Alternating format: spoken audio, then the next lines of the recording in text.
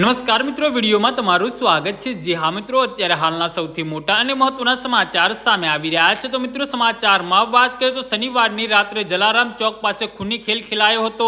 સરા જાહેર ગરાસિયા યુવકની શરીરના આડેધડ ઘા ઝીકીને કર્ણપીક હત્યા કરનાર ધર્મેન્દ્રસિંહ વાઘેલાને ગણતરીના કલાકોમાં જ ભક્તિનગર પોલીસે લીંબડીથી દબોચી લીધો હતો।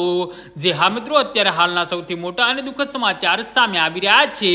2 વર્ષ પહેલા ભાંડેડ ગામના મૃતક અને તેના પિતા પર આરોપી પરિવારે જીવલેણ હુમલો કર્યો હતો। જે ગુનામાં સમાધાન મામલે પૂર્વ આયોજિત કાવતરું ઘડી ધર્મેન્દ્રસિંહ વાઘેલા અને અજાણ્યા શખ્સે દિવસભર ઘર સહિતના સ્થળે રોકી કરીને ગુનાને અંજામ આપ્યો હોવાનું સામે આવ્યું છે। બનાવ અંગે રાજકોટમાં સહકાર મેન રોડ પર રઘુવીર સોસાયટી શેરી નંબર 3માં રહેતા અનુપસિંહ કેશુભા વાઘેલા અને નોંધાયેલી ફરિયાદમાં આરોપી તરીકે ધર્મેન્દ્રસિંહ મહેન્દ્રસિંહ વાઘેલા અને એક 30 વર્ષના અજાણ્યા શખ્સનું નામ આપત ભક્તિનગર પોલીસે હત્યા પ્રયાસ સહિતની કલમો હેઠળ ગુનો નોંધી તપાસ આદરી હતી।